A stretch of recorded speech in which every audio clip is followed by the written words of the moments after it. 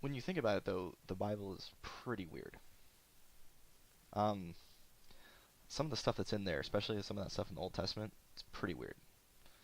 In Judges, there's the story of Jephthah and his daughter, and how he promises God that he'll like sacrifice whatever the first thing he sees when he comes home if God gives him victory in this battle. And he comes home and his daughter is the first person out the door to greet him, and so he's required because of his oath to sacrifice his daughter to God, and God doesn't stop him. And that's just one. There's so many different things that go on in the Bible that are really weird and fun. I mean, fun in a sense, like if you want to like try and get people interested, especially in this culture where they're sometimes the Bible, they have a preconceived notion that the Bible is really sanitary, or it's just a bunch of love and kindness, and then you get into it and you're like, whoa, no, there's a lot of crazy stuff going on here. And that's so that it's fun in a way. It's powerful if we can get a hold on some of these strange outliers, these tough stories that incorporate violence and fear, all the real dark, broken things about humanity. It can be really powerful, but it's also, it creates a problem. The problem being, if you were God, right, and you were going to create a holy book, if you're going to give special revelation, you're going to give, the truth to people, what would you include in that book? I mean, I know that what I would do is I would just kind of give like a list of all the important things they needed to know, make it be about 2 to 3 pages long, and then just say, okay, memorize this list. This is the commands for how you're going to live. These are all the truths you need to know about me, and that's it. And then you look at our actual Bible, you're like, wow, that doesn't look like that at all. I mean, there's a couple places where there's some list of things to do or not do, but for the most part, it's a whole bunch of stories, weird stories. Some of them are beautiful, some of them are tragic. And then there's songs and poems. There's like advice that fathers give their sons and daughters. Um, there's just all kinds of weird stuff. There's people who are responding to plagues and locusts, and trying to figure out what that means, and getting words from God about what it means, and divine punishment. There's exile and there's return. Uh, then there's letters. It's like we're peeking into the mail of the early church. This guy Paul is running around. He's writing letters to all these churches he's starting. You're like, is this the best way to tell truth to people? And what that question is meant to bring up is, we're supposed to be asking ourselves, maybe I think it's valuable to ask ourselves, why does the Bible look the way that it does? Why is it not just 3 pages of here are the important things you need to know, and go live your life this way? How come it incorporates so much ambiguity, so much narrative, so many stories, um, from all kinds of different cultures and times with different languages? Why is it so messy? When you're looking at the article on the global from the Global Dictionary of Theology, this is a very valuable question to ask yourself. Have it in the background, because that article kind of gives like sort of an overview of pretty much the major ways that people have thought or characterized special revelation, that is the scriptures. Typically, I mean, there's other examples of special revelation, but this is what we're usually talking about. We're usually talking about our doctrine of the Bible. What is it? Right? So in that text, there's 6 different kind of ways that we think about it. The first is something like propositional truth. We're supposed to go through the Bible, and we're going to look at these stories, and we're going to extract truths. And so the value of the stories on this model, I think, would be something like they actually happened. That's like what's important about them. And then maybe if we're savvy, we can figure out they might be telling us something about who God is, and those are the truths we're supposed to extract. And there's 6 different models. They all have, I think, some value. Look at them and say, does that capture it? Does that explain? Does this model explain why the Bible is so messy? That for me is kind of an entree into that discussion. Um, One of the ways that they talk about it is the value of the Bible is it tells us how it is that God has been involved in human history. Like there's this big story, right? If you go to a history book, right, and you go to the bookstore or Amazon.com and you get a book about the history of, say, um, you know, uh, European history in the 1800s, right? There's not going to be a whole lot of references in that book to what God was doing. Instead, the book is going to talk about, well, Napoleon did this, and in Russia, the czars were worried about this invasion, and there was this developing industrial economy in the United Kingdom. They're going to talk about a lot of that stuff. They're not going to say, at this time, God was judging, so and so for this and that, and as a result, these things happened. And yet the Bible speaks that way. The Bible takes this arc of history and says, in the midst of it, especially with respect to Israel, God was doing stuff, and God was doing it for the sake of the whole world. And that's the value. That's where the truth of Revelation is. There's a bunch of different models, and one inner enlightenment, something like the scriptures speak to us, and it's like this letter from God right to me. And as I'm engaged with it, I begin to believe in this God, and I have this changed heart, and that's the value. That's the way that God's revealing who God is to me through these books and this witness. There's a bunch. In each one, ask, does this make sense of the messiness of Scripture?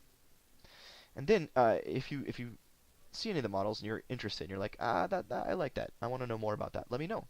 You can email, text, or call, or post on a course question, something like that, and let me know, and I'll see if I can give you a little more information on what that particular model might be like and how it might impact you or even your community of faith. The other, I would say, I would divide that article into two parts. The first being the models of how the Bible means, how it imparts truth, what that truth is like. I think that's the first part. And then all the other parts, I think, are really asking a question, and that is, where does the Bible fit in to how we do theology? And on this mode, I think it probably starts out with two different poles. The first would be the Roman Catholic view. The Roman Catholic view would say that the Scripture, having been wrestled with, having the Church, the big C Catholic Church, having wrestled with Scripture since the inception of the Church, since the first Pope Peter, the Catholic Church has been wrestling with these truths and these stories and all this stuff, and they've developed a kind of a body of doctrine, a way of seeing the world. And so that Scripture and this body of doctrine, those two things are authoritative in our lives.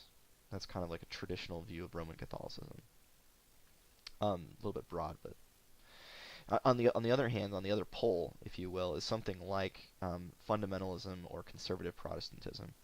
And this is the tradition spawned by Martin Luther when he said, sola scriptura, Latin, Scripture alone. We don't need the interpretations of the church. We don't need our tradition. We don't even need the sacraments. We don't need any of that stuff to understand who God is. And all we need is the Bible. The Bible is the only thing. Now, I think there's value in both of these poles, and I want you to think of them as poles, because I would suggest that whether you go on this side or on this side, you're actually not doing it. You're actually doing something a little more complicated. But they're good ways to kind of just separate out. These are like the basic extremes, right? And realistically, I think that everyone probably falls somewhere in the middle. An example of why that is so if you say, well, Scripture alone, and so you jump into Scripture, you start reading Ezekiel, and you're like, this is weird. What's he talking about? And you're like, well, maybe I don't need to worry about Ezekiel so much. Maybe I need to go something simpler that makes more sense. And so you jump in the Gospel of John. You're like, this is it. This is the whole thing.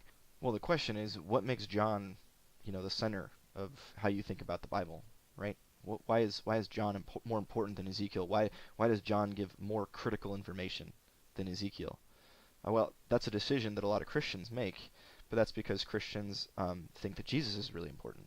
And they think that the story of his life on earth is really important. But again, what justifies that belief? Well, I suggest to you, you're actually receiving some tradition. Probably the community of faith that you're a part of thinks that Jesus is a really big deal. And so the Gospel of John is a really big deal. Maybe at the beginning of your faith, more important than Ezekiel. Maybe it shapes the way that you see the Scriptures and God's story and all of that more than, say, Ezekiel, at least at the beginning. And then over time, maybe there's a complicated. But the idea is that before you can even get into the Bible, you have a whole bunch of preconceived notions, a tradition, a community. Even if you aren't a part of a community of faith, you have, if you're British, you have British culture in the background. And if you're Japanese, you have Japanese culture in the background. So you filter things through that tradition. It's not like you're just a blank slate receiving Scripture and understanding it immediately. You understand it in tension with and in conversation with stuff that goes on culturally in the background. And so I would say that even someone who says, oh, only the Bible, well, realistically, there's more than just the Bible. There's you and the way you've been formed, the way you think. That's part of what you're bringing to the Bible, as it were. And so those are just polls. And so when you're reading that article, look at the different models, the different ways that Scripture is central to your faith, right? The way that it speaks and the role that it plays, because it changes based on these different models. And there's a lot of different ways that people have thought about this, and there's new ways that people are developing this. And I think that all of them, to some degree or another, kind of fit in between these two poles. Scripture is just a piece, and we've got this tradition that we're really being guided by, and that the two are in perfect agreement. And then, oh, I don't need anything. I don't need culture. I don't need anything. I just need to read the Bible. They're all, I think, kind of in between those two extremes. And if you find one that you think, man, I'd like to know more about that, well, please, text, email, call me, and I'll try and find some resources for you to read a little bit more, to get a little bit deeper on that model. So at the beginning of this lecture, we asked this question, or we had this image, this idea, like, if you were God and you were going to give your holy book, your special revelation, your truth to people, how would you do it? And I said I'd give you a list of the 3 pages of things you need to know, and then you just go after it. And that was my idea. When we're doing a theology of the Bible, our goal is, I think, this is my way of thinking about it, to say, what account can I have of what Scripture is that makes sense of the fact that it is so weird?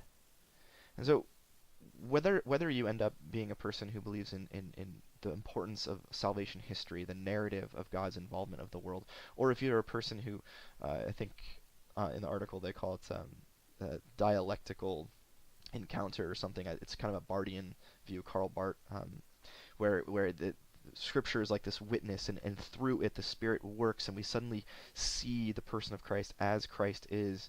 But it's temporary, and it can be lost, and we have to cast ourselves in faith.